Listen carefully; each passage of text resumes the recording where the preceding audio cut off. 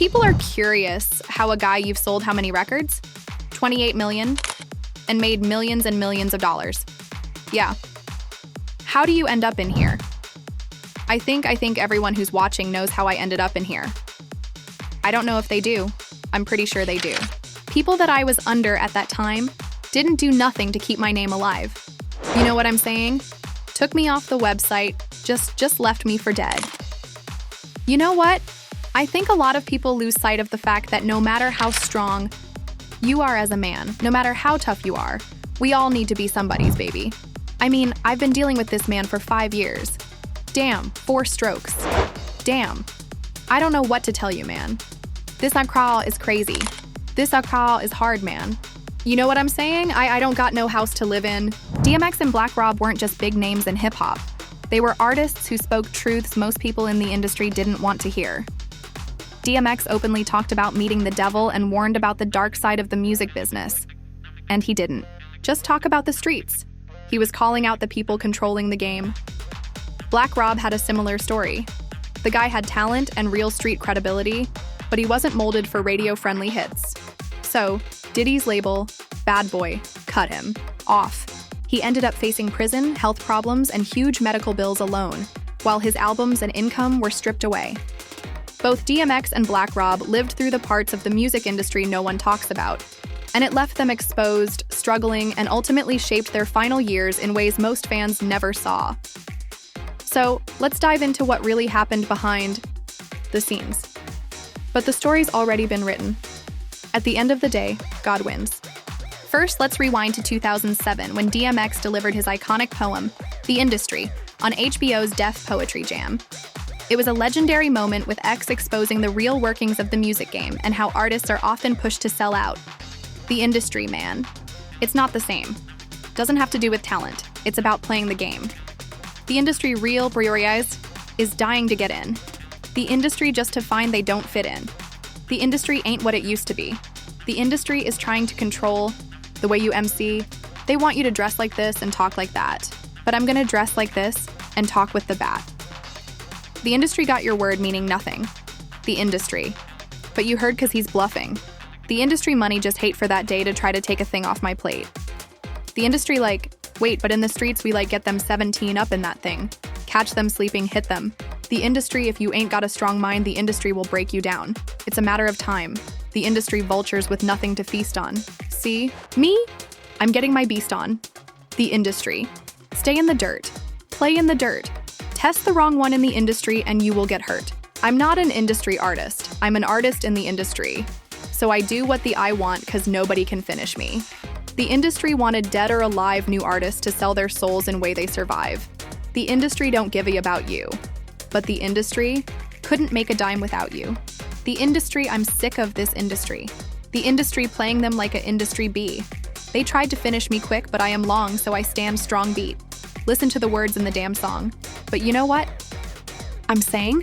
And it basically reflects on my relationship with the industry. This is what it is. Often my words fall on deaf ears. Just be listening, but don't hear. Talk to a shop, to your. He'd be sitting right here. I'd be like, where you going? Be like, yeah, thank you. You could feel that DMX was speaking from experience, warning up and coming artists about the cost of selling out. I go with the flow, you know? I'm inspired by life. The game is TY's man. The game is if you want to rap or sing or whatever, don't become a part of the game. You know what? Listen to a song I call The Industry. And that pretty much explains they were saying what this Neuer is about.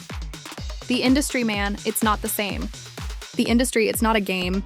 The industry real is dying to get in the industry just to find they don't fit in. But DMX wasn't just breaking down street life or label politics. He also spoke about God, the devil, and what he saw as a real spiritual battle happening behind the scenes. Whenever I went through something, it brought me closer to God. And I stayed into something. So now I'm closer to God. But being closer is hard. The attacks get stronger, become much harder to fight, and they last longer. That's what it's always been. Joy, pain, dark with the light, sun with the rain. But with the right perspective, there can be something to gain. for the good and the bad. In interviews and in his music, X made it clear that the darkness in the industry went beyond money or power. He believed the devil was real and that certain people in the business were channeling that energy, pushing artists to sell their souls. He even said he was offered that path himself, but refused it, and began warning others about the devil in the industry. And that decision didn't come without consequences. Fast forward to September 2013, when X appeared on the Dr. Field show. He spoke about his life, his legal troubles, money struggles, personal battles, and the challenges he faced in the music business with the snakes hiding in the grass. Well, I want to take a look at some of the lyrics from your song. How about, I pick the lyrics? Who we be? I think you'll like these lyrics. The hurt, the pain, the dirt, the rain, the jerk, the fame, the work, the gain. I like what you said. Yeah. Did it. Did it. The friends, the foes, the bins, these studios, the shows. Why don't you just read it? I like the way you shows. It comes and it goes.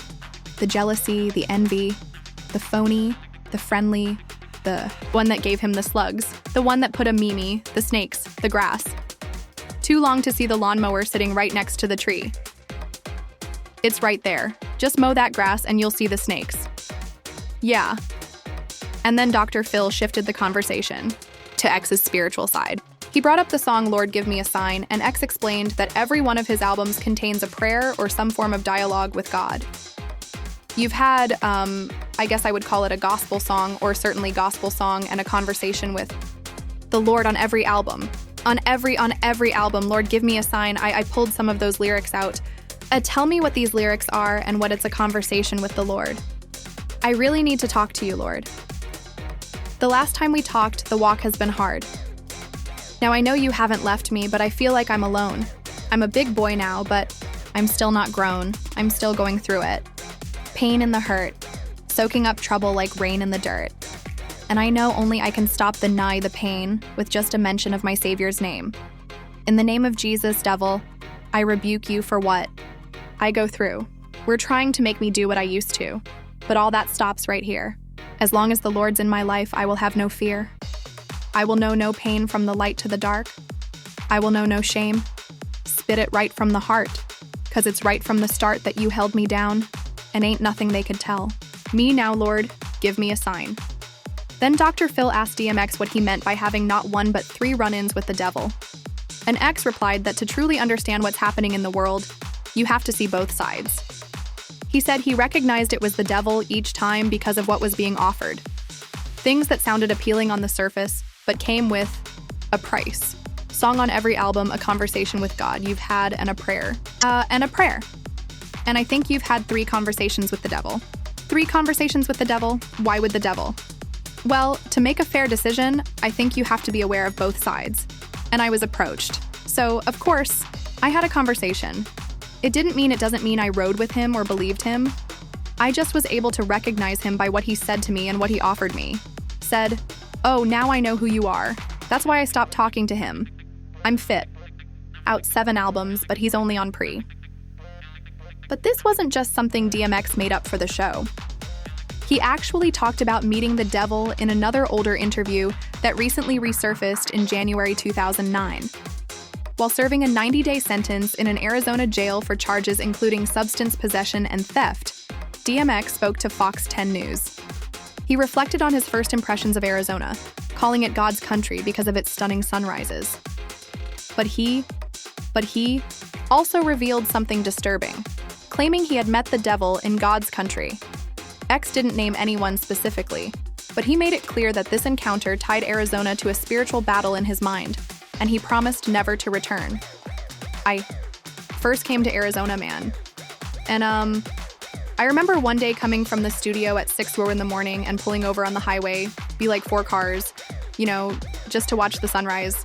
And it was at that point that I fell in love with Arizona. I said, you know what? This has to be God's country, because I'd never seen anything as beautiful as that sunrise. Then I met the devil in God's country, and It's not so much it's what, what happens and the things that the devil does. It's not so much a person, even though he acts through people. You can't call one person the devil, Joe. You can't call any one person the devil. You can't do that because no one person has enough power to be the devil, And, it's through all these hardships that I realized that, this is God's country. Because I met the devil here. Because if I hadn't met the devil here, I wouldn't realize I was strong enough to overcome the obstacle that the devil would place in my path. And it's by overcoming these obstacles that I realized that this is God's country because he helped me get over these obstacles. He helped me get over these hurdles. Okay. So, but when you're done here, when you're out of here, I'm not looking back. You're not coming back? No, I'm not coming back. I'm not coming back for a show. I'm not coming back for a visit. I'm not even driving through the States. If I'm in a plane and they got to fly over to go around, okay. But what did DMX really mean when he said he met the devil in Arizona? Was it just a metaphor? Or was he talking about something real? Maybe a moment when someone powerful offered him a deal and he had to decide whether to sell out or stay true. Well, DMX was always calling out record labels for controlling artists and making shady, even indecent proposals. And he made it clear he was not about that life.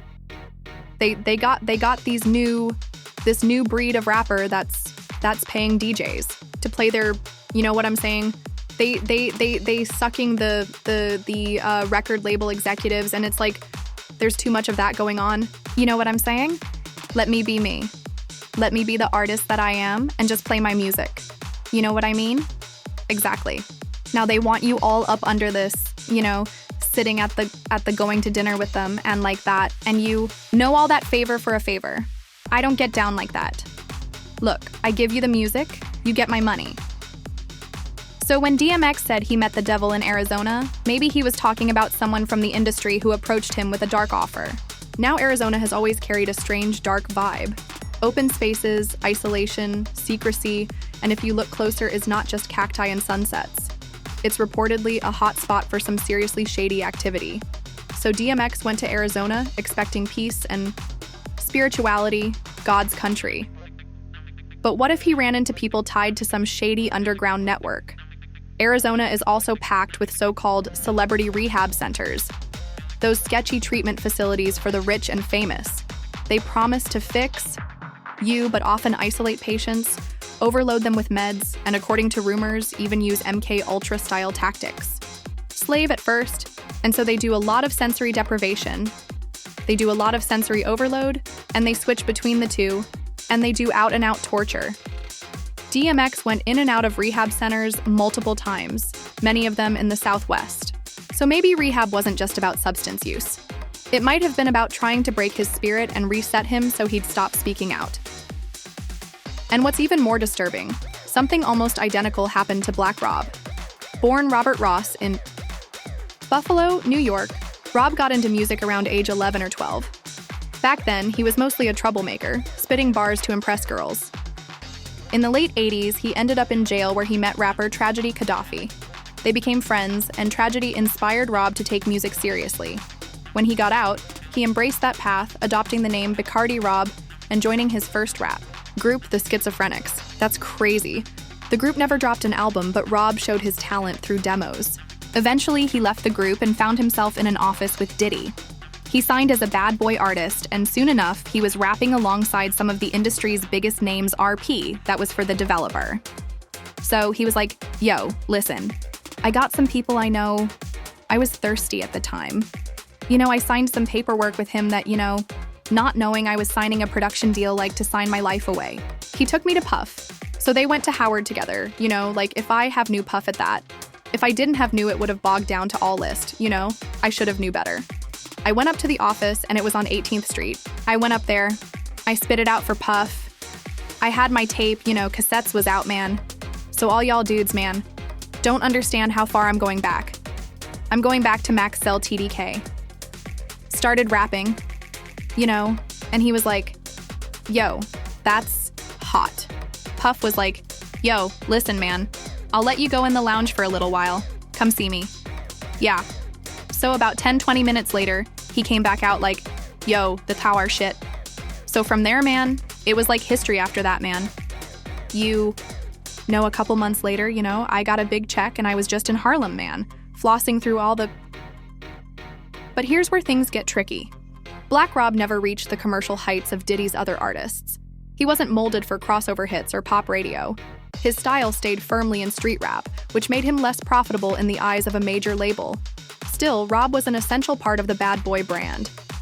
He brought that New York street energy, and for fans craving real hip-hop, he was the closest Bad Boy had to that kind of authenticity. Unfortunately, his momentum hit a wall in 2004 when he was sentenced to 4 years in prison for grand larceny. And just like DMX, Black Rob had a transformative experience in prison, using that time to craft some of the most meaningful rhymes for DVD. Calm.